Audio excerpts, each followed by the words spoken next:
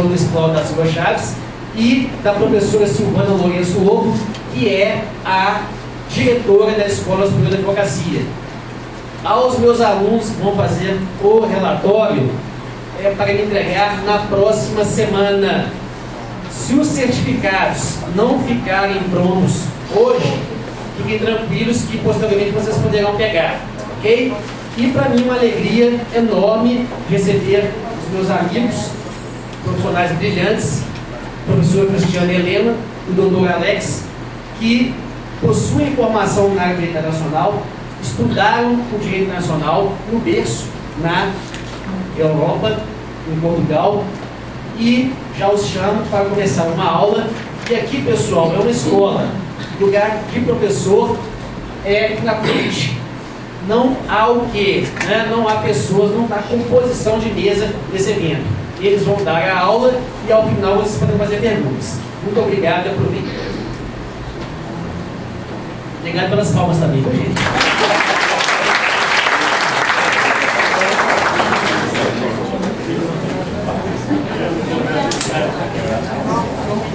Eu vou lá, bater, escrever e cabecear e filmar.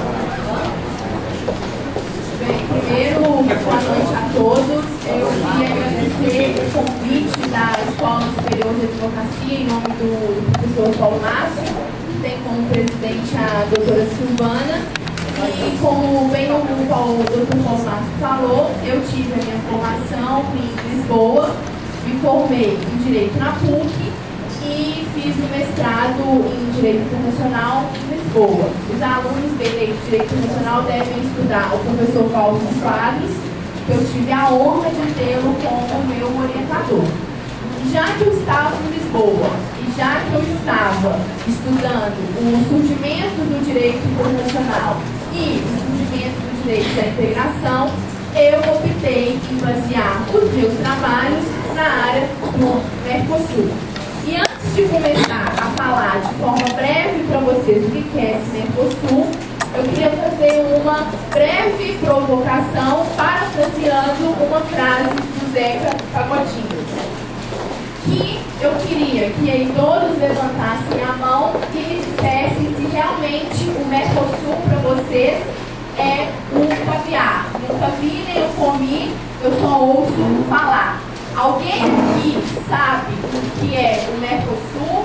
Ou o Mercosul para ele é isso? Nunca vi nem comi, eu só ouço falar. Quem sabe o que é o Mercosul pode levantar a mão. Isso foi um choque, e é um choque que eu tenho, que o professor Alex tem também, nós que somos grandes, né? Nós que somos grandes defensores do direito internacional temos quando nós estamos em Belo Horizonte, e o professor Paulo Marcos também, quando nós estamos em Belo Horizonte, Minas Gerais, e ninguém sabe o que é o Mercosul. E a gente vai trazer aqui para vocês, de forma breve, o que é esse Mercosul. Como que a gente vai, então, estruturar para vocês entenderem? Eu vou começar falando um pouco dos blocos regionais e do direito internacional de integração. Passo para o que é essa integração, que se divide em três fases: integração econômica, integração política e integração jurídica. Entro efetivamente o que é o Mercosul e vou trazer o funcionamento do Mercosul e aí uma parte que interessa a todos vocês: o Mercosul estudantil e o Mercosul profissional. Eu que quero eventualmente fazer um curso de pós-graduação na Argentina, meu diploma vai ser reconhecido ou não vai? Quando vocês se formarem, ou quem aqui já é profissional, quiser advogar em alguns países que compõem o Mercosul, o que eu preciso fazer? Mas eu só consigo chegar para vocês nessa parte prática se vocês conseguirem antes entenderem o que é esse Mercosul. Nós tivemos esse fenômeno da integração a partir do fim das duas grandes guerras. Quando, do lado do mercantilismo, e aí vamos lembrar das aulas de história, das aulas de introdução ao estudo do direito, o próprio mercantilismo, ele já provocou entre as nações a necessidade de comércio. E eu precisava de normas que regularizassem esse comércio. Tive, então, lá na época de 1500 e antes de 1500, a formação do direito internacional privado. Com as duas grandes guerras e com as guerras que aconteceram na época medieval, principalmente na Europa, surge o direito internacional público que passa a disciplinar as relações entre os Estados. Após a Primeira Guerra e a Segunda Guerra Mundial, e principalmente o período da Guerra Fria, as nações que não mais se guerreavam, elas passam a buscar uma integração visando principalmente o desenvolvimento econômico. Se eu perguntar aqui para vocês de União Europeia, todo mundo sabe, todo mundo já ouviu falar, que é o exemplo mais clássico dessa forma de integração, que teve início em 1952, quando alguns países se juntaram e resolveram criar um bloco econômico para principalmente evitar que na Europa tivesse uma terceira guerra. Eu já tinha um continente todo devastado por duas grandes guerras e não precisaria de uma terceira. Por isso eu uno duas nações rivais, a Alemanha e a França, e entrego o controle a uma outra entidade do carvão e do aço, que eram os dois maiores produtos produzidos pela Alemanha e pela França. Eu tenho, então, um fenômeno que visa o crescimento e a mobilidade da população mundial, onde eu saio da figura do cidadão e tenho o cidadão de um bloco, um fenômeno que vai enfraquecer o poder político nacional, onde em países da União Europeia, como Portugal, por exemplo, o Tratado da União vai ter mais força do que a Constituição Nacional. Tenho também uma natureza que eu vou evitar ameaças da segurança nacional, a democratização da tecnologia, informação e finanças e, principalmente, a democratização dos direitos humanos. Os direitos humanos, eles são, na atualidade, uma bandeira que é levantada sempre pela área do direito internacional. Nesse processo, eu tenho, então, uma integração aonde determinados países se unem com o intuito de eliminar as barreiras existentes entre eles. Eu elimino todos os problemas econômicos, todos os problemas sociais e passo a integrar os países num bloco só, onde eu não vou ter mais nenhuma forma de discriminação e passo a elevar todas as economias. Mas aí a gente esbarra no problema que é hoje que a União Europeia está se encontrando. Já que eu equalizo todas as economias, eu vou pegar a economia forte e a economia fraca e vou colocar no mesmo patamar. Quem acompanha o noticiário sabe que Portugal, Espanha, Grécia, Itália e a Irlanda não conseguiram acompanhar as três grandes economias da União Europeia: Inglaterra, França e Alemanha. A crise europeia surge em virtude dessa equidade formada pelas economias. E atualmente, o conceito de integração passa a ser busca por interesses comuns. Quais interesses comuns? Interesses nas áreas de educação, nas áreas econômicas, nas áreas sociais, nas áreas trabalhistas, e os estados então vão diminuir e vão retirar todas as assimetrias existentes entre eles. E por que vocês estão aqui hoje vendo uma palestra sobre o direito da integração? Porque ele está no nosso dia a dia. O direito internacional, por mais que eu ache, e principalmente o direito da integração, por mais que eu não visualize, ele interfere diretamente no meu dia a dia. O Mercosul, como nós vamos ver mais para frente, ele já tem algumas situações em que eu consigo exercer determinados direitos por causa do bloco de integração da América do Sul. Então eu estudo para justamente entender os fenômenos e entender por que os estados eles têm essa necessidade de eliminar as barreiras e se integrarem no mundo que hoje todo mundo sabe que é altamente competitivo. E se eu não tenho uma economia forte, eu não consigo me sobressair. Dentro dessa integração, eu falei para vocês que ela se divide em 3 patamares: integração econômica, integração política e a integração jurídica. Todos os países, quando se formaram, no primeiro momento, eles se formam no intuito de diminuírem as barreiras econômicas. É um processo no qual eu vou adotar medidas que irão diminuir as minhas assimetrias. Eu vou tentar criar países que sejam economicamente iguais. É como se eu pegasse o Paraguai e fizesse com que ele tivesse a mesma economia que o Brasil tem. Foi o que foi feito na Europa. Eu peguei os países que eram economicamente mais fracos e tentei igualá-los aos países economicamente mais fortes. Mas eu não consigo criar essa integração sem passar por essas 5 etapas que estão aí no quadro: a zona de livre comércio, a união aduaneira, o mercado comum, a união econômica e a integração total. A zona de livre comércio é onde eu retiro as tarifas alfandegárias dos países que compõem o bloco.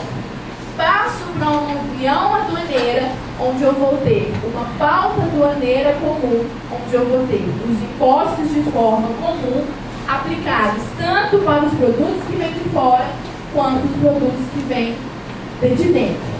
Chego numa terceira etapa, onde eu terei a livre circulação de 4 liberdades: livre circulação de pessoas, bens, serviços e capitais. E chego numa quinta etapa para alcançar a integração total com a moeda única. Que o exemplo mais claro que nós temos é o euro. Apesar de você ter na União Europeia 27 Estados-membros, nem todos adotam o euro como a sua moeda única. Por exemplo, se você viaja para a Inglaterra, você não consegue usar o euro, você precisa usar a livre esterlina. Se você vai para alguns países do leste europeu, eu também preciso usar a moeda daquele país, porque não são todos que atingiram essa integração total. Pois, para que se atinja essa integração total, é necessário que haja o cumprimento de algumas etapas que são determinadas pelo Banco Central, no caso da Europa, o Banco Central Europeu, que é um banco que dita políticas monetárias além dos bancos centrais dos Estados Unidos.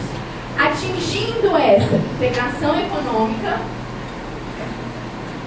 eu passo para a integração política, onde eu vou retirar uma parte da soberania do Estado, todos vocês viram e sabem o que é essa soberania, e limito o poder de atuação estatal. E digo que a partir do momento em que eu retirei essa soberania, o Estado não mais decide sobre, por exemplo, a moeda, sobre política de segurança, sobre política de imigração. Quem vai decidir é essa união, é esse bloco que foi criado com esse propósito. O Estado passa a ser um integrante desse bloco e passa a adotar as diretrizes trazidas por esse bloco. Dentro da integração política, eu tenho a integração jurídica. A integração jurídica vai dividir esses blocos econômicos em 2 tipos.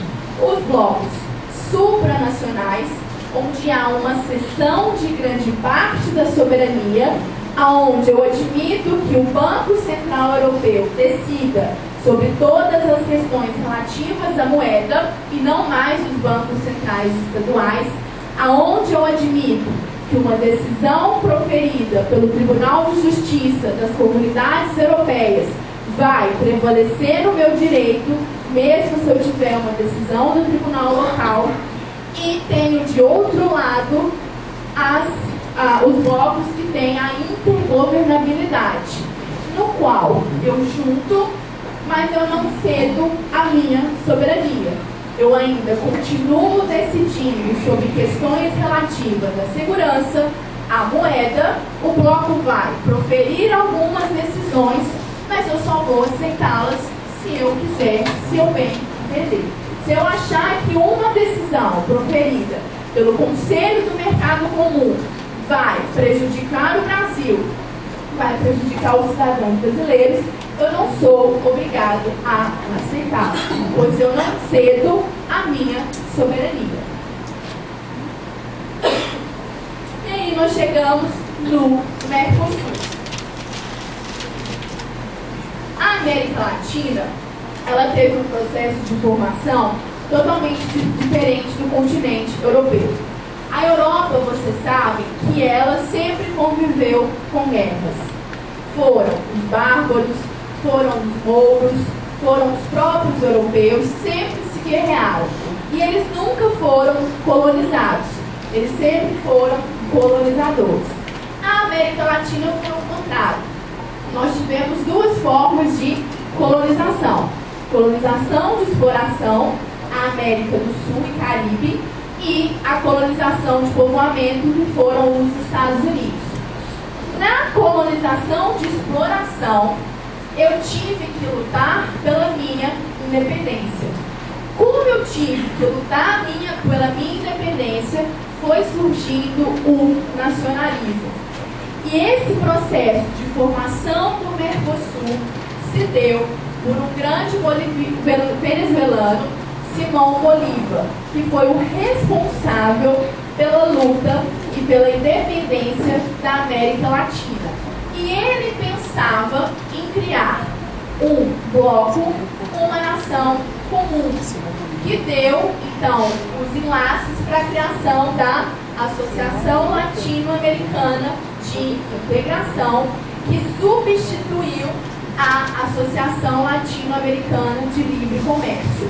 A Associação Latino-Americana de Integração, em 1980, é o primeiro bloco de integração que nós temos, e ele engloba todos os estados que compõem a América Latina. Quando eu falo em América Latina, eu pego também alguns países do Caribe e não fico só com os países da América do Sul.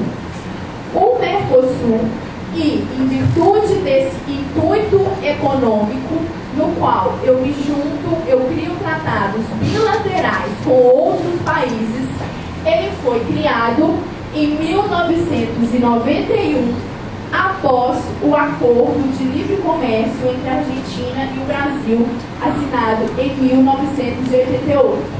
Nós tivemos, da criação do Mercosul, 3 anos após o fim da ditadura brasileira. Tivemos aí, dos países que compõem o Mercosul, também recentemente que eles tinham se tornado democráticos.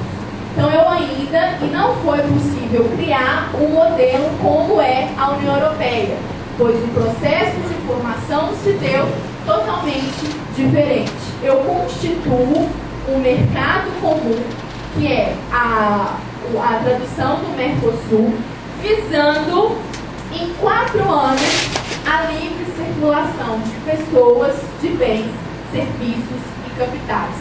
Eu tento implementar na América Latina um modelo europeu de integração, no qual eu criaria alguns órgãos e que esses órgãos trariam decisões para serem cumpridas. Mas eu não cedo a minha soberania. E aí eu vou ter um grande problema de efetivação do Mercosul. Aqui na frente, não sei se está todo mundo conseguindo visualizar, mas de amarelo nós temos os países que atualmente compõem o Mercosul: Venezuela, Brasil, Uruguai, Argentina.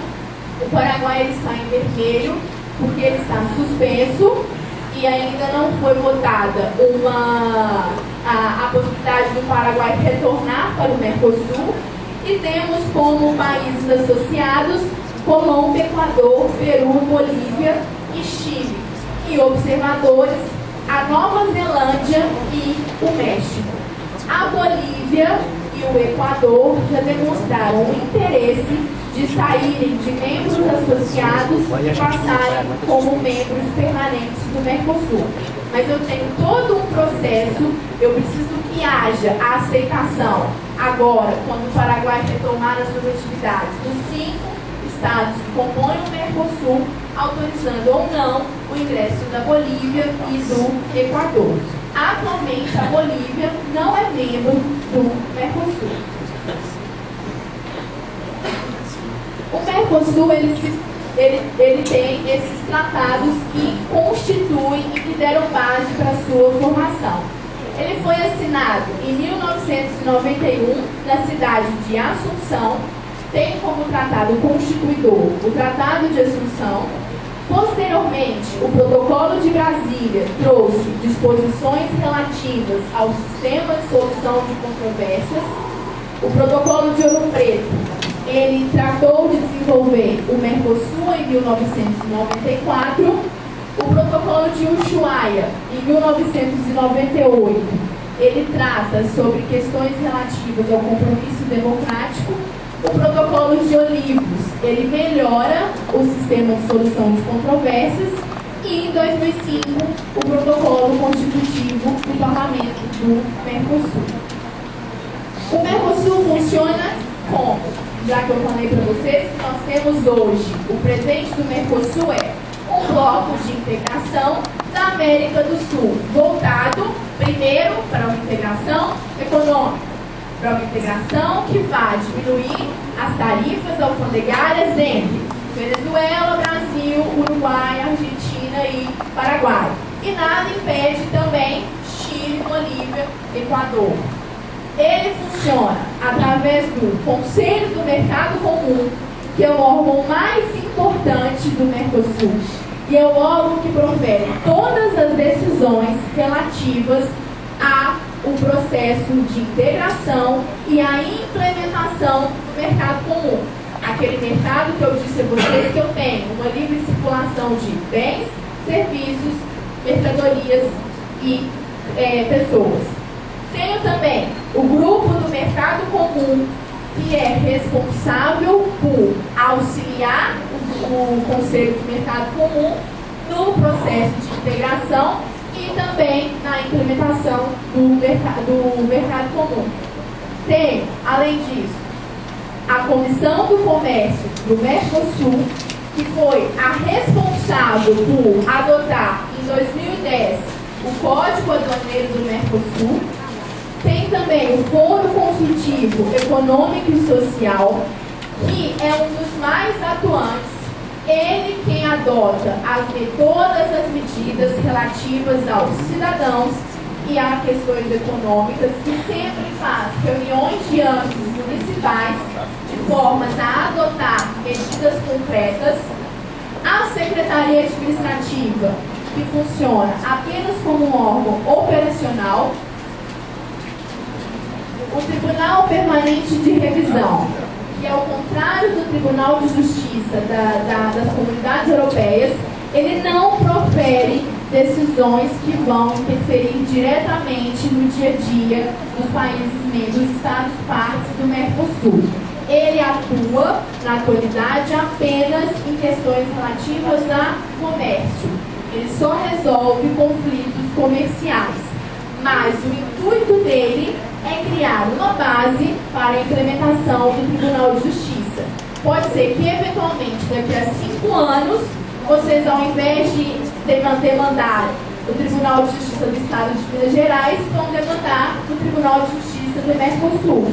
E aquela decisão proferida por esse tribunal, o Brasil ele tem que cumprir. E, por fim, essa é a grande novidade, e que daqui a alguns anos próximos, vai interferir na vida de cada um de vocês, é o Parlamento do Mercosul.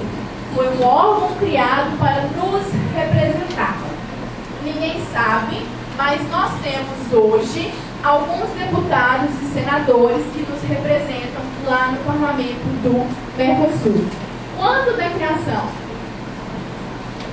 desse Parlamento do Mercosul, ele foi dividido em algumas etapas. A primeira etapa, essa representação seria feita de forma indireta. O que é essa representação de forma indireta? Eu voto para senador e para deputado federal e a própria mesa do Congresso Nacional escolhe quem vai representar o Brasil no Parlamento do Mercosul. Era para ter sido feito um projeto de eleição aonde, em 2012, todos nós teríamos que ter votado nos nossos deputados que nos representariam lá no Parlamento do Mercosul. O Brasil, então, nós votaríamos em 37 deputados que iriam nos representar. Essas eleições diretas, elas só aconteceram no Paraguai. No Uruguai e na Argentina, não houve, assim como no Brasil, eleições diretas para escolha. Existe um projeto, talvez, para nas próximas eleições, mas eu duvido muito que esse projeto ele seja aprovado.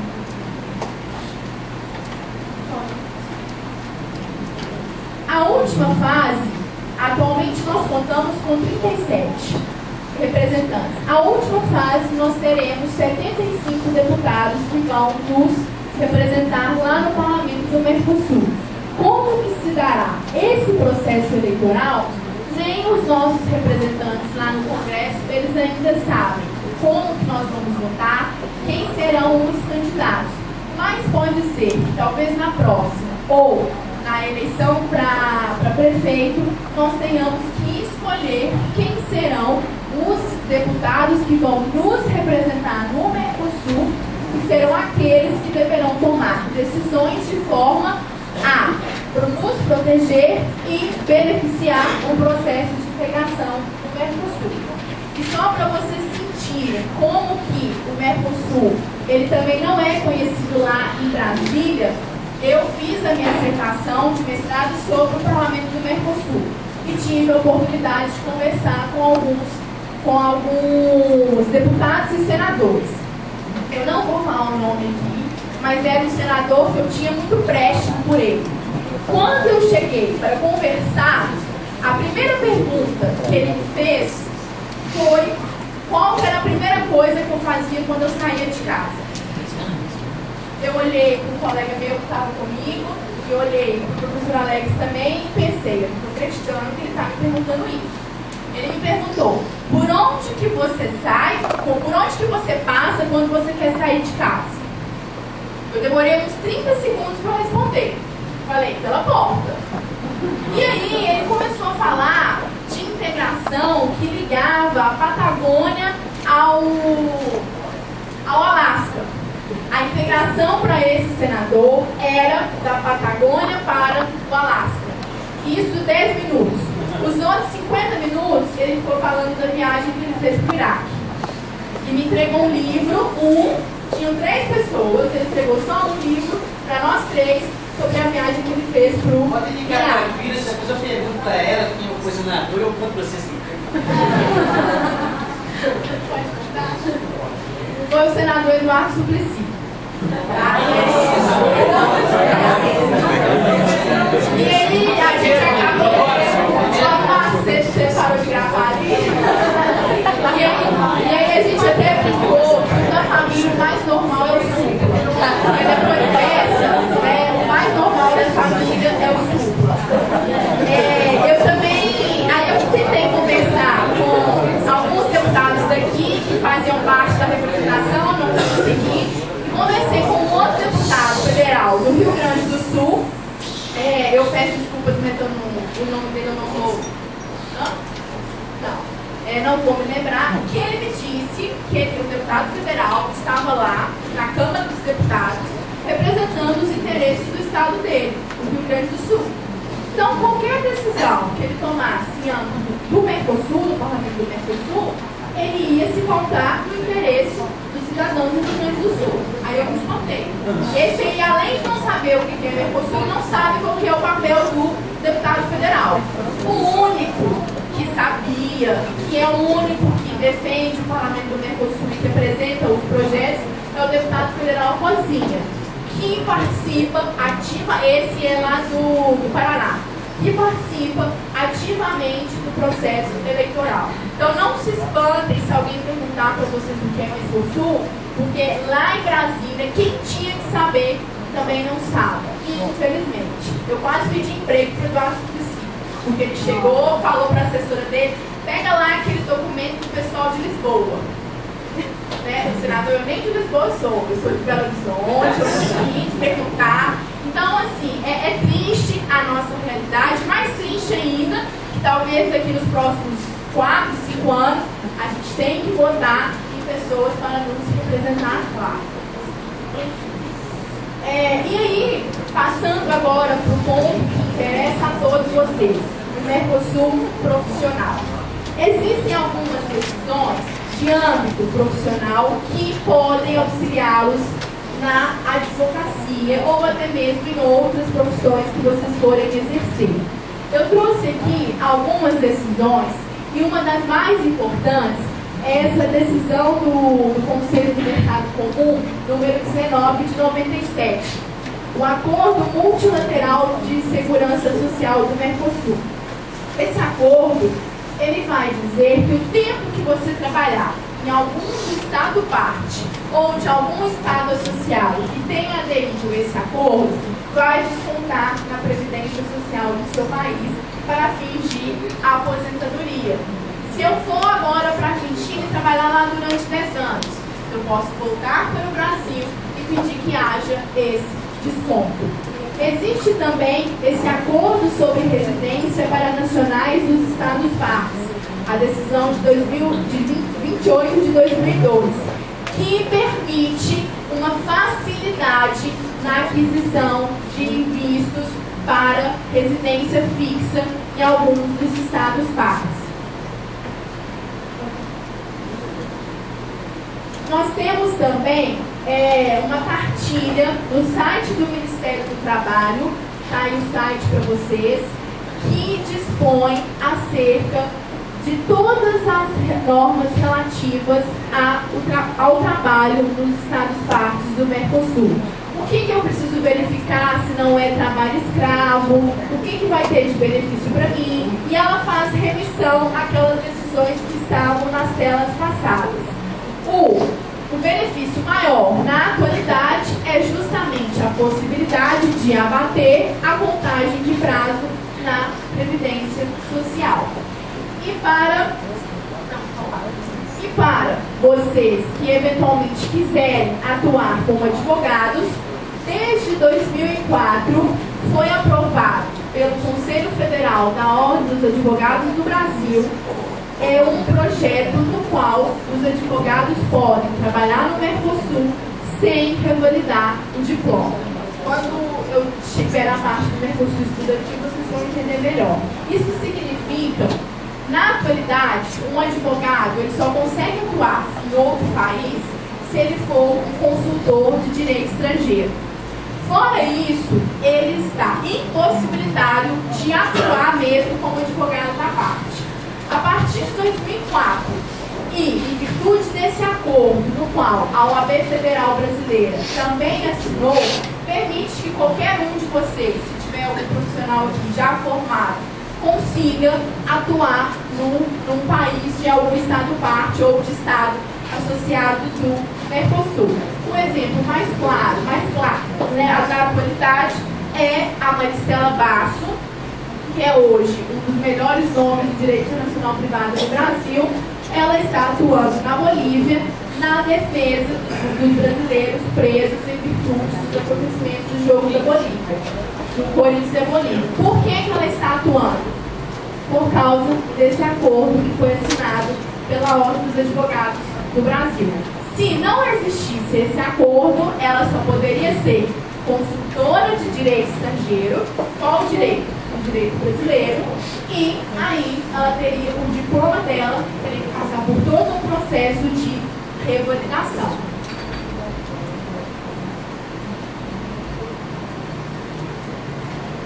Em relação ao estudo E aí é a grande dúvida que eu creio que grande parte de vocês têm. Como que funciona o processo de revalidação de um diploma, principalmente estrangeiro, e de algum estado parte do Mercosul? Também existem no Mercosul várias decisões que tratam sobre esse tema. Nós temos diversos protocolos que tentam integralizar a pós-graduação cursada no exterior, e aí vamos pegar só o Mercosul, com o estudo da pós-graduação no Brasil. Vocês veem, por exemplo, a decisão de 97, protocolo de admissão de títulos e graus universitários para o exercício de atividades acadêmicas nos estados partes do Mercosul, e também o protocolo de integração educacional para prosseguimento de estudos de pós-graduação nas universidades. Esse protocolo, e principalmente o de 97, mais esse outro de 99, acordo de admissão de títulos e graus universitários para o exercício de atividades acadêmicas, ele foi aprovado no Brasil pelo decreto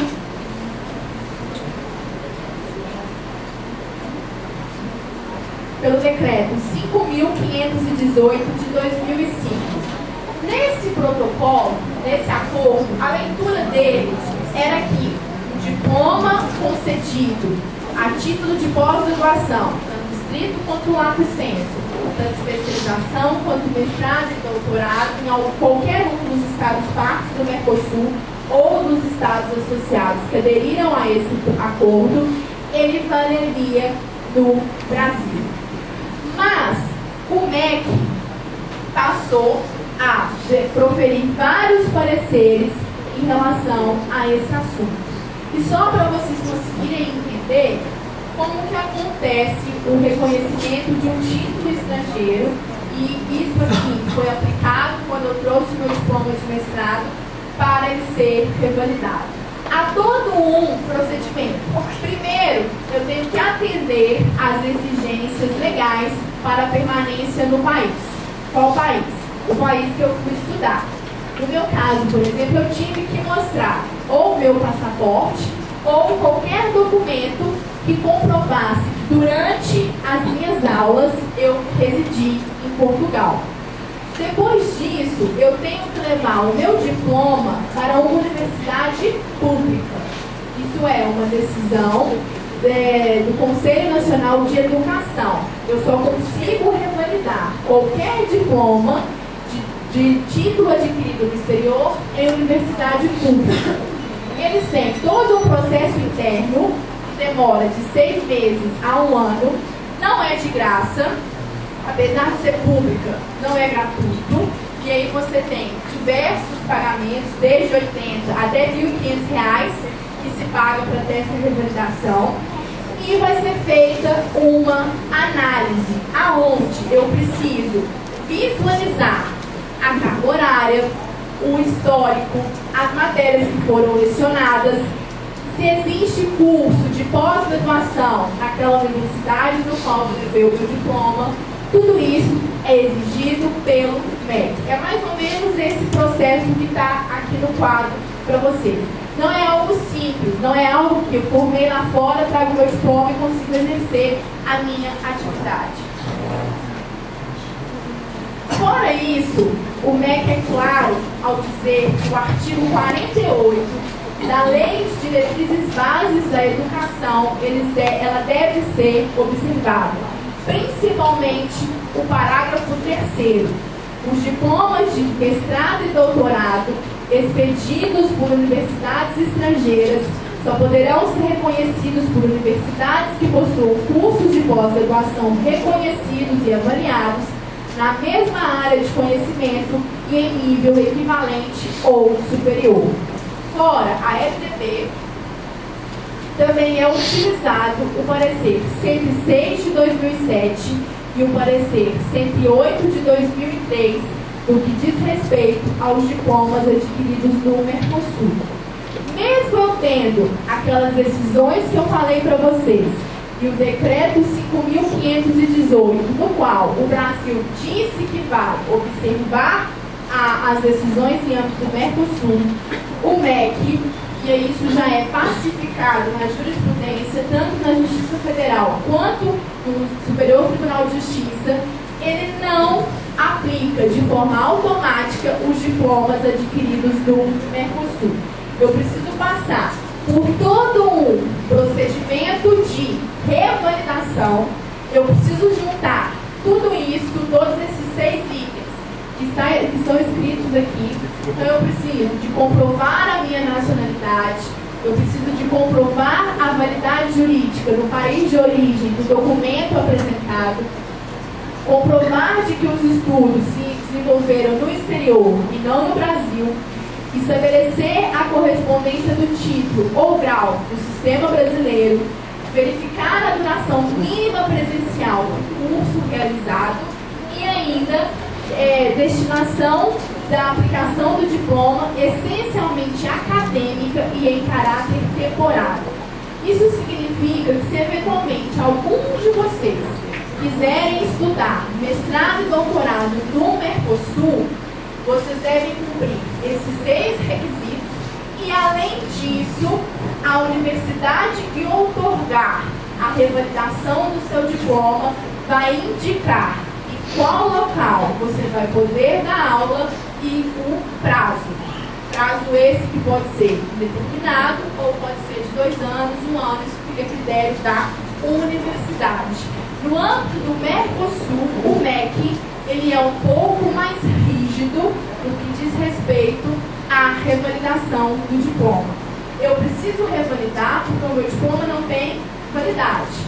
Eu sou mestre na Argentina, mas no Brasil eu continuo sendo graduada ou especialista. Só depois dessa revalidação e do processo que eu falei para vocês que demora de 6 a 1 ano, é que efetivamente eu posso fazer uso daquele diploma no qual eu submeti um curso, seja para fins de lecionar ou para fins de obtenção, de progressão ou de melhoramento na carreira em algum cargo público.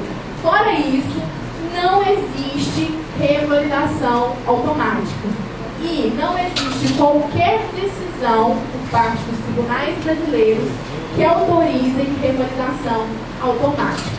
E essa revalidação do diploma, principalmente adquiridos em universidades do âmbito do Mercosul, esbarra no item 5, a verificação da duração mínima presencial do curso realizado. Pois um curso de pós-graduação estrito sensu, lato sensu, ele precisa ter, no mínimo, 360 horas cursadas. E isso eu tenho que demonstrar através, por exemplo, de um histórico. Cuidado para vocês não caírem nessas universidades que oferecem cursos. Existem revalidações no âmbito da educação. Até mesmo para o curso de letras, normalmente eles já estão admitindo até a aplicação automática. Mas façam o mestrado na FUMEC, façam a pós-graduação lá na Alberto Deodato, ou a Alberto Deodato não oferece mestrado, né? Façam o mestrado lá na FUMEC com o professor Paulo Márcio. Ele vai ficar muito feliz em recebê-los lá. Mas não façam na Argentina, no Uruguai, no Paraguai, na Bolívia, no Equador, sem antes consultar o Ministério da Educação e saber se o seu diploma vai ser revalidado ou não. Isso também vale para qualquer outro país. Permite uma intervenção, professor, isso é muito sério, porque a pós-graduação não é só para quem vai ser professor.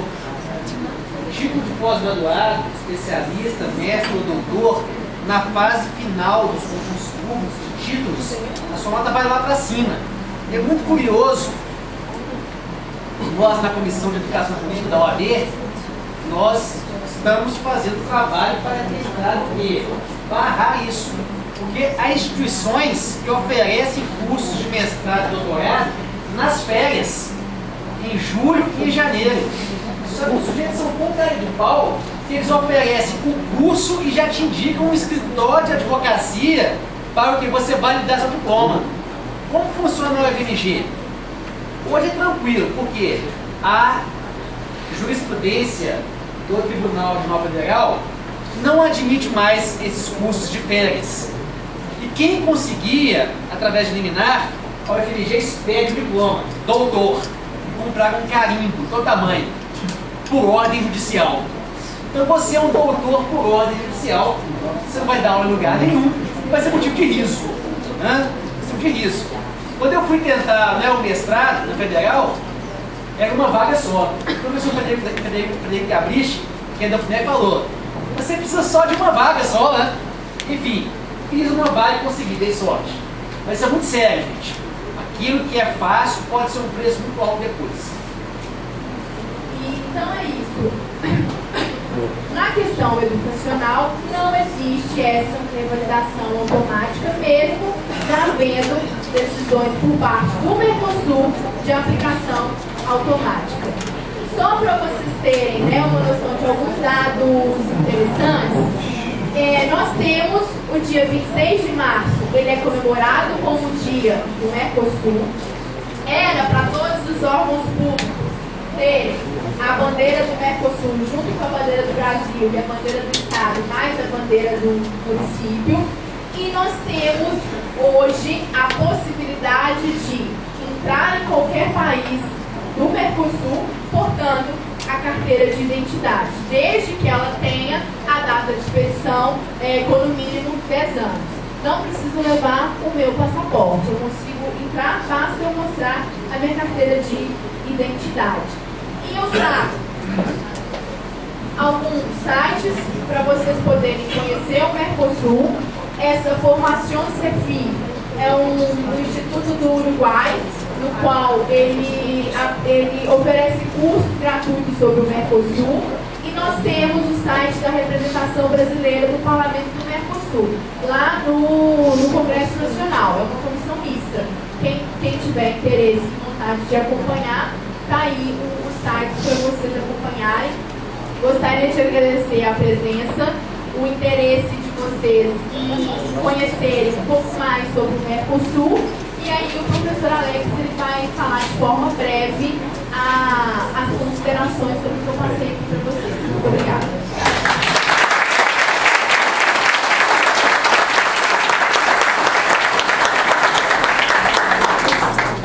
Olá, gente. Boa noite aí a todos.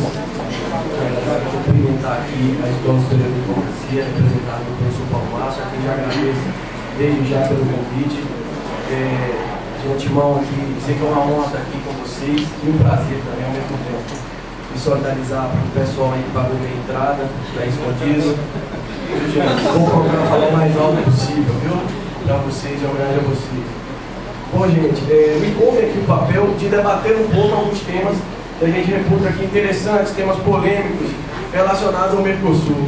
E o primeiro tema polêmico, o professor Cristiano já trouxe aqui, o que é o Mercosul. Que caviar é esse chamado Mercosul? Né? Por que é tão distante da nossa realidade esse Mercosul? Eu aprendi essa distância que o Mercosul tem para com, não só a comunidade acadêmica, mas também com a sociedade brasileira e da própria América do Sul. Eu aprendi na prática. Acho que alguns alunos meus que estão aqui presentes já sabem, mas eu vou informar outros. Eu não sou daqui, eu sou da Bahia. E lá na Bahia tinha um jornal de grande circulação que sempre dava notícias do Mercosul. E assinadas todas elas por um rapaz chamado Rubens Miranda. Rubens Miranda, para Rubens Miranda, o Mercosul não existia. Não existia. Depois que eu voltei de Portugal, eu tinha um susto. Falei, nossa, eu estudei 4 anos algo que não existe. Não existia. E o que existia era ruim, e aquilo, vamos falar a verdade, aquilo não existe, isso não é nada.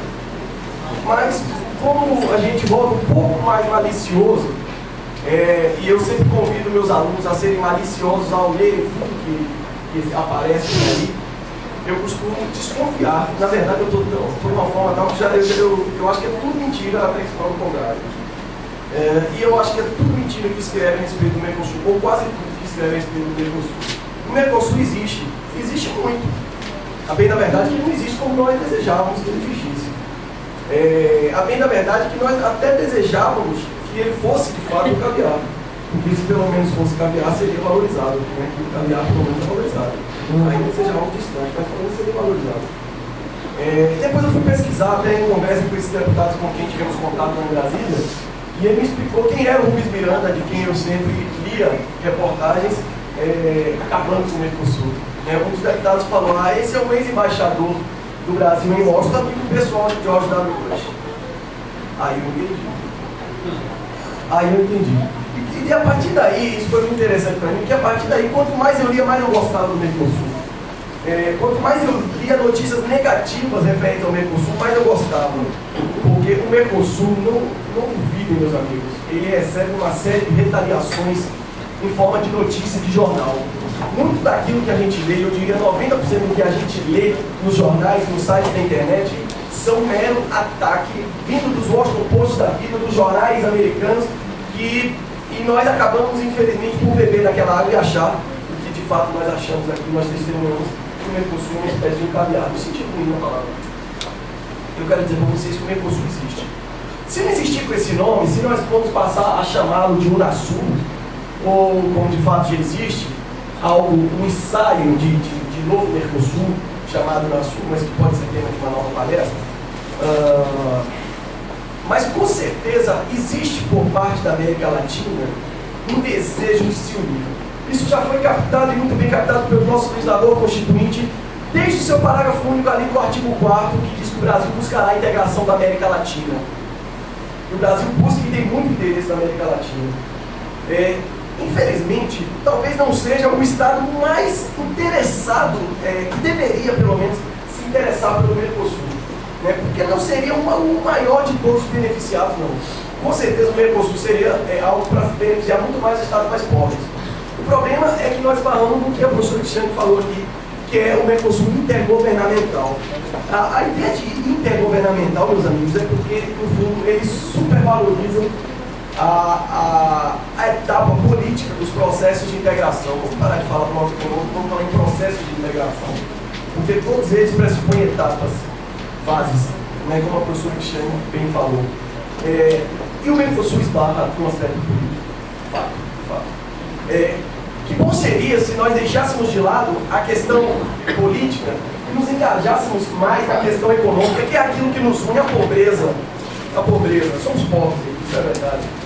Juntando a nossa riqueza aqui, o Brasil já não está assim tão pobre, mas os cidadãos ainda são pobres. Juntando a nossa suposta riqueza, não dá muita coisa lá do que acontece na Europa. Mas nós não desejamos ser iguais à Europa. Nós temos histórias diferentes. Os Estados europeus possuem simetrias que nós nunca teremos. Mas nós estamos esbarrando na questão política. E a questão política começa pela própria concepção de soberania. Nós aqui não queremos tomar parte da nossa soberania. Nós não desejamos nem rediscutir a ideia de soberania. E aqui entre nós, essa ideia de soberania que nós tanto defendemos, assim, de maneira até cega, ela já não existe mais há muito tempo. Essa ideia, ela vai morrer lá na sequência, na segunda metade da década de 60, no período pós-guerra, quando a Europa ainda cheirava pólvora, eles começaram a pensar que soberania acaba em chumbo, acaba com as guerras mundiais. E há, inclusive, por conta disso, quem atribui o sucesso da União Europeia às guerras mundiais. E há quem diga que a União Europeia só é a União Europeia no porte que hoje tem, embora esteja passando por algumas crises, porque eles enfrentaram 2 guerras mundiais. E talvez a desgraça nossa, acredito, tenha sido nunca ter tido guerra mundial aqui na América. Nós nos consideramos tão irmãos, que a gente não consegue se unir. Por mais contraditório que isso possa parecer. Na verdade, nós temos aqui as nossas assimetrias, as nossas diferenças. Mas que bom seria, como eu disse, que nós pensássemos nos lucros que nós pudéssemos auferir com o próprio Mercosul. Que bom seria se nós começássemos a enxergar a Venezuela não pelos jornais, pelas notícias que nós lemos da Venezuela, mas pelos benefícios financeiros que a Venezuela tem. E isso é, meus amigos, induvidável com relação à parceria Brasil e Venezuela, que já acontece há alguns anos. A Venezuela é talvez um grande contributo para o Mercosul. Talvez eu não esteja sendo assim muito... talvez eu esteja sendo polêmico ao falar isso, mas eu tenho toda a convicção disso. E aí, nós esbarramos na questão política. Só para vocês terem uma ideia do quanto é político, vamos avaliar a evolução. Nós estamos conversando ali embaixo, a evolução do Mercosul. O Mercosul é uma criança que se encontra com a União Europeia, lá uma anciã, e o Mercosul parece que quer crescer, à sombra do pessimismo que o brasileiro tem um pouco, mas a União Europeia tem um pouco menos de pressa e cresce mais tranquila. Mas, meus amigos, quando o Mercosul foi criado, ele veio através do Collor, Fernando Collor de Mello, estava por trás o Celso Amorim, que tivemos o prazer de conversar a respeito do Mercosul há algum tempo atrás, e veio num contexto de abertura dos mercados do Brasil e para o mundo. Isso foi muito interessante. Foi muito interessante para a economia do Brasil. Isso abalou tantas estruturas que acabaram pelo Collor de Mello, mas é uma outra história. Mas isso foi bom, foi interessante. Mas acontece que, por uma questão política, passados os anos, o Mercosul foi deixado de lado, negligenciado pelo próprio Brasil. A quem cabe capitanear o processo, porque nós exercemos isso é fato em contexto, a hegemonia dos processos, no processo de integração aqui da América do Sul e da América Latina. Nós somos líderes. Nós temos que começar a agir como líderes, que somos mesmo. É isso que falta um pouco ao Brasil. E nós abandonamos, nós negligenciamos. E sabe o grande motivo pelo qual nós negligenciamos o Mercosul? Na década, um pouco depois da década de 90, anos 2000 aí, afinidade ideológica. Fernando Henrique Cardoso não dialogava bem com as esquerdas da América Latina e América do Sul. Ele não era um apaixonado pelo Mercosul, isso é fato. E principalmente pelos líderes. Meus amigos, o Mercosul é formado por pessoas, não são máquinas que trabalham para a política e para a economia, etc. Por pessoas. E eu vou dizer para vocês, são pessoas que tomam as decisões do Mercosul. Decisões que, como a professora Cristiane falou, podem vir a um dia normatizar os parâmetros de qualidade industrial das cadeiras onde os senhores estão sentados agora. Isso pode vir a acontecer ainda mais próximo do que desejam os céticos em relação, os mercocéticos em relação ao Mercosul, aqueles mais céticos do processo. Mas, infelizmente, são afinidades ideológicas que norteiam hoje o processo de integração na América do Sul. E prova disso é que o Mercosul tem avançado muito mais agora sobre a presidência aí do Lula e Dilma, sem querer fazer nenhuma conotação partidária, não estou aqui para falar isso, mas por uma questão de afinidade ideológica entre esses presidentes com os presidentes da esquerda da América Latina. Há alguns aspectos que devem ser ponderados aí. A democracia é recente nesses países. Esses países ainda vivem uma instabilidade democrática que provavelmente o Brasil não viu. Com certeza o Brasil já não viu. Mas não tenha dúvida que essa afinidade ideológica entre os chefes de Estado serviu para os Estados partes do Mercosul. Só para vocês terem uma ideia, como são decisões tomadas por pessoas e segundo afinidades ideológicas, acaba por definir os rumos do Mercosul. Eu queria contar um exemplo aí. Aquilo vai para onde, pessoal? Aquela filmagem vai para onde? Eu estou um pouco preocupado com aquilo ali. Porque eu queria. Vai gravar aí, não? Não é? Vai gravar só essa parte aqui. E fala que o Brasil, o gigante adolescente, despertou. Aquilo me arrepia toda vez que eu vejo. Não sei se eu estou sendo um pouco exagerado, mas o Pão de Açúcar começa a levantar, não sei se vocês sabem. Ele começa a levantar como um gigante mesmo, a terra começa a rachar. E as pessoas se olhando assustadas no Rio de Janeiro. Cartão postal do Brasil, cartão postal do Brasil do mundo, pode falar. Né? E o Pão de Açúcar começa a se erguer e vai ao mar. Eu não sei para onde ele está indo, não. Mas o Brasil acordou. O gigante adormecido despertou. O Brasil não é mais um país do futuro. Não é. Isso não é porque a gente vê, temos que ler nas entrelinhas das notícias. Aquilo me assustou quando eu vi Barack Obama aqui no Brasil, chegando aqui dizendo, estamos muito atentos ao pré-sal. Temos muito interesse no pré-sal. Eu me arrepiei, eu falei, não tem que ter interesse em nada aqui não, vai para lá. Vai para lá com seu interesse temos nós. Né? Então, meus amigos, é assim que as decisões são tomadas, por afinidade ideológica, por desconhecimento do conceito de soberania, mas isso é uma explicação técnica, talvez de uma nova palestra, mas a verdade é que eu costumo dizer, eu sou soteropolitano por nascimento, otimista por convicção. Eu espero que o mesmo gigante que adormece e que já despertou para o Brasil, assim se faça para a América Latina. Para o que ela representa e para a hegemonia que ela já tem na figura do Brasil, e que ela deixe de ameaçar, e que ela realmente cumpra o seu papel. cabe ao Brasil capitanear esse processo. Não concordem com o que vocês veem antes de rever, antes de ler pelo menos quem escreveu a nota.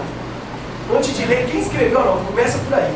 Começa por aí. Ah, porque o Brasil andou errado na questão de Honduras, o Brasil se meteu em Honduras. Errado, não deveria, porque o precedente de democracia que poderia criar de autoritarismo, de golpes militares na América Latina era muito perigoso e nisso o Brasil andou muito bem. O Brasil fez papel de palhaço na intervenção na questão do Irã. Meus amigos, papel de palhaço por defender a paz, tá, e vamos cumprir sempre esse papel de palhaço que é defender a paz, né? Eu, por exemplo, sei que o representante brasileiro levou para o Irã uma série de exigências dos Estados Unidos, os supostos guardiães, aqueles que acharam da ponta do céu, né? São guardiães do mundo e do planeta Terra e das próximas, das antigas e das atuais gerações, né? Não sei quem deu esse título a eles, mas eles se intitulam. E havia uma pauta de exigências dos Estados Unidos. O presidente do Irã, o Ahmadinejad, recebeu aquelas pautas e concordou com todas elas. Concordou com todas as exigências americanas. Só que tem um detalhe, antes dele concordar, já havia sido levada ao Senado e aprovada uma série de medidas contra o Irã pelos Estados Unidos. Eles não queriam que fosse nada, eles queriam retaliar, porque a próxima vítima provavelmente seja eles. Só que a sorte do mundo é que eles são um pouco frouxos também, né? Porque tem uma história que pode ter arma nuclear lá no Irã, né? Mas se não fosse isso, meus amigos, eles são tão frouxos. Se não fosse isso, provavelmente esse incidente lá em Boston, de que eu duvido também, não sei nem se aquele carinha existia, aquilo numa foto pegada no Facebook de alguém que faleceu, também pode acontecer, eu duvido de tudo. Mas se ele existia mesmo, se eles não iriam imputar a culpa à Coreia do Norte, esse seria o motivo para invadir. Por que eles invadem?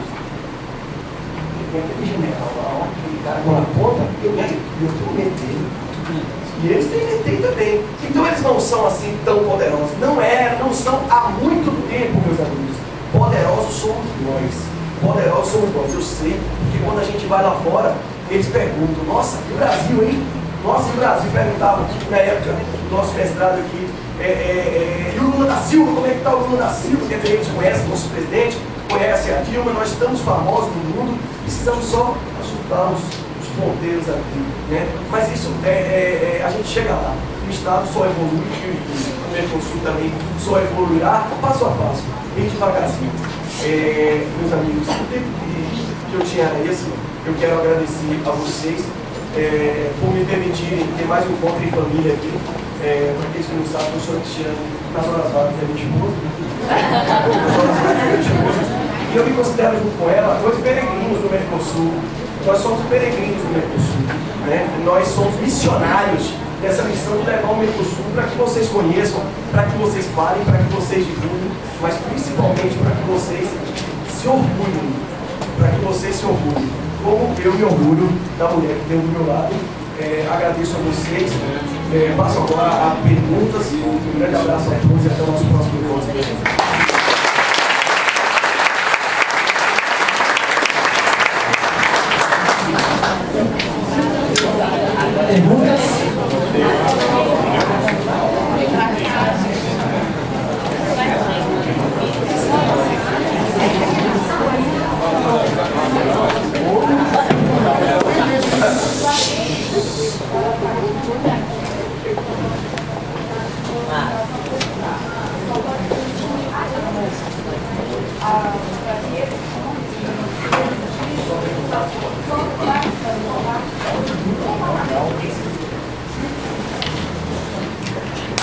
A Solange me perguntou se só os deputados podem participar do Mercosul, né, do processo do Mercosul. No parlamento do Mercosul, sim. Aqueles outros órgãos que eu falei de forma breve, Conselho do Mercado Comum, Grupo do Mercado Comum, quem participa são os presidentes, ou o presidente do Banco Central, o ministro da Fazenda. A participação do deputado é única e exclusivamente no parlamento do Mercosul. Daí que vem a importância de eles vão votar todos os projetos relativos à cidadania, ao cidadão. Eles vão ter a mesma função que o deputado faz na Assembleia Legislativa e na Câmara dos Deputados, só que uma instituição que engloba 5 países: Brasil, Argentina, Uruguai, Paraguai e Venezuela. As decisões deles vão interferir diretamente nesses 5 países relativos ao Parlamento do Mercosul e ao Parlamento do Mercosul dispõe que representar o cidadão perante o órgão.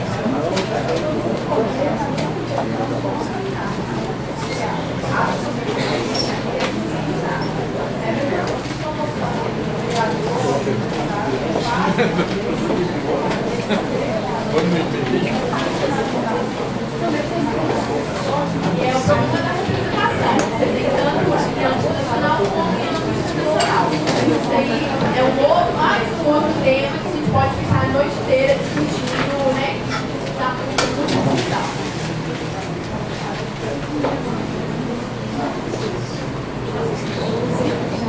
Saber se a população vai ser formada.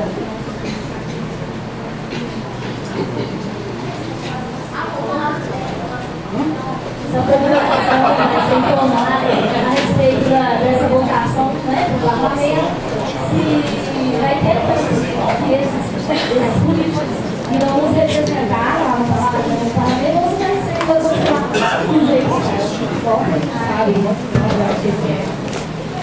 Vai acontecer. O projeto ele ainda não foi aprovado. Está em tramitação na Câmara dos Deputados um projeto de representação do Parlamento do Mercosul. Vai existir também, dentro do horário político, aquelas pessoas que vão se candidatar e vão apresentar as propostas para o Parlamento do Mercosul. Depois que o projeto for aprovado, e aí qualquer um tem acesso no site da Câmara, é só jogar projeto de votação parlamentar do Mercosul, a população vai ter ciência e aí vai saber como é que se dará essa representação. É o estado de Minas, é a região sudeste, isso ainda não foi definido, porque os próprios deputados e senadores não conseguiram chegar a um consenso em relação à representação, por isso se questiona o déficit democrático. Eu não consigo que 75 deputados representem mais de 3 milhões de habitantes. Mas podem ficar tranquilos que quando for aprovado, quando chegar às eleições, vai ter lá alguém falando: vote em mim para deputado do Parlamento do Mercosul, pois eu vou defender a bandeira da livre circulação de bens. Tá? Então isso vai ter.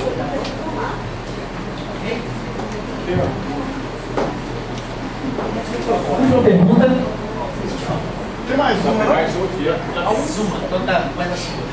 Considerando que a questão do mercado comum é integração total, observando que no Brasil a guerra fiscal, a guerra política entre os próprios estados da federação, vocês acreditam que há alguma possibilidade de integração dos países do Mercosul total?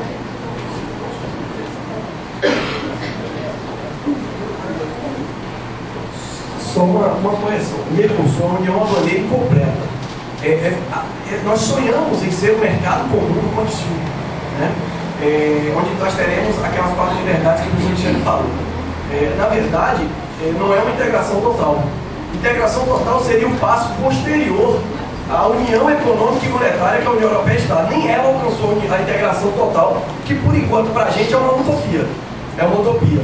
Já se quis dar passos mais decisivos na União Europeia rumo a essa integração total, como na elaboração de uma Constituição Europeia, e até eles deram para trás. Isso está muito distante ainda da gente. Mas, para o Mercosul, veja bem, você não precisa completar o prédio. Uma vez eu vi uma imagem muito interessante, que é uma metáfora. Nós não precisamos completar o prédio inteiro, fazer o acabamento do prédio inteiro, ou melhor, de um andar, para ir para o segundo andar. Você pode fazer a base, a estrutura do prédio inteiro, ir acabando andar por andar, etapa por etapa. Essa é uma metáfora maravilhosa, por um escritor francês que eu já me lembro. Mas a verdade é que o Mercosul se constrói por partes e bem devagarzinho.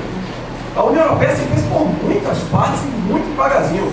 Veja, em 1979, se não me engano, em 79, nós ainda não tínhamos nenhum presidente eleito, propriamente dito. Ele já realizava eleições para eurodeputados. Ele já estava há muito tempo na nossa frente. Né? Em 88, se não me engano, já estava muito avançado. Né? Vários episódios da história europeia. Então, não sei se a gente vai superar a questão tributária antes de nós andarmos em outros pontos, como esse caso dos nossos diplomas aqui. Isso é uma coisa mais óbvia, mais fácil. Eu acho que tem caminhos outros que nós podemos trilhar, como por exemplo na área ambiental. Ninguém fala no Código Ambiental do Mercosul, Código mesmo ambiental. E o meio ambiente não é meu, não é da professora Cristiane, não é de vocês, é de todos nós. Não é de George W. Bush, nem do Barack Obama, é da América e é de todos os continentes. Isso tem que ser falado no nível continental. Não pode ser. Então, assim, existem outras etapas que eu acho que a gente poderia passar antes de chegar lá a discutir os tributos. Porque na hora que nós desejamos discutir o tributo, aí vem o Paraguai. Aí vem o Paraguai que não, tributo não, ponte da amizade, né? Tributo não mexe com tributo não pode, etc. Toda hora nós enfrentamos essas barreiras. Lidar com dinheiro é difícil, né? Lidar com o comércio é muito difícil de país. Veja, nós temos o Tribunal Permanente de Revisão do Mercosul, que é para dirimir controvérsias comerciais. E o país que mais apresentou reclamações contra o Brasil foi a Argentina. Mas não apresentou no Tribunal Permanente de Revisão. Apresentou na Organização Mundial do Comércio. Veja, nem a Argentina, que foi nosso primeiro parceiro lá no PIS, lá no início da origem do Mercosul, nem eles acreditam no órgão que eles mesmos criaram para dirimir as lutas. Não, Tribunal Permanente de Revisão do Mercosul, Deus me livre, vamos fazer na OMC. Tome reclamação contra o Brasil. Cuspindo para cima, né? Cuspindo para cima, atirando o pé. No meu ver. Uma leitura minha. Mas tinha mais alguma pergunta? Só complementando, eu acho que é possível alcançar essas 4 liberdades desde que você ceda uma parte da sua soberania. Você admita que uma outra instituição passe a regulamentar questões relativas a bens, serviços, capitais e pessoas. Enquanto nós tivermos esse modelo que a minha soberania é o que importa e o resto não interessa, aí, infelizmente, nós vamos ficar na União Aduaneira, que apesar do Código Aduaneiro, não conseguiu derrubar as tarifas alfandegárias de alguns produtos. E última pergunta, ministra do horário. Boa noite. Excelente palestra, muito obrigado. Doutor, eu queria saber da senhora se, sobre os tratados, a senhora frisou bem sobre a questão do acontecido na Bolívia. Eu queria saber se a situação dos advogados ela esbarra na questão de nacionalidade ou se restringe, fica estritamente só em situações que envolvem vítimas brasileiras. No nosso caso, por exemplo. Não, no caso do advogado, ele pode atuar de forma ampla. A partir do momento em que eu sou advogado e que tem o interesse em atuar em algum estado do Mercosul, independentemente para defender o nacional brasileiro ou não, eu posso. Eu só tenho que preencher alguns requisitos. Então, por exemplo, eu preciso ter inscrição na Ordem dos Advogados, eu preciso me submeter ao código de ética daquele país no qual eu quero trabalhar e eu também preciso ser indicada por um advogado daquele país. Independentemente se a causa que eu vou abordar é uma causa que envolve o nacional brasileiro ou o nacional daquele país. Muito obrigada. Só me desculpem, a gente tem que cumprir aqui a hora. Eu agradeço a todos pela presença e entrego aqui o certificado aos expositores. Agradecemos pela palestra, que é gratuita, ela é pro bono, e já convidamos todos vocês para o nosso evento dia 28, que será sobre direito processual civil, sobre agravo instrumento. E como nós estamos na Escola Superior de Advocacia, eu não podia deixar de falar para vocês, pessoal, uma decisão importantíssima de hoje do Conselho Nacional de Justiça. Não sei se vocês viram, mas o Conselho Nacional de Justiça determinou a todos os cartórios hoje que convertam as uniões estáveis entre pessoas do mesmo sexo em casamento. Então, é uma decisão relevante e já vou trabalhar para o quê? Para trazer alguém, algum advogado ou alguma advogada de quilate que possa vir falar sobre esse tema para a gente. E ainda aí não escolheu o tema de fotografia, né? É um tema bem interessante. Muito obrigado e boa noite a todos.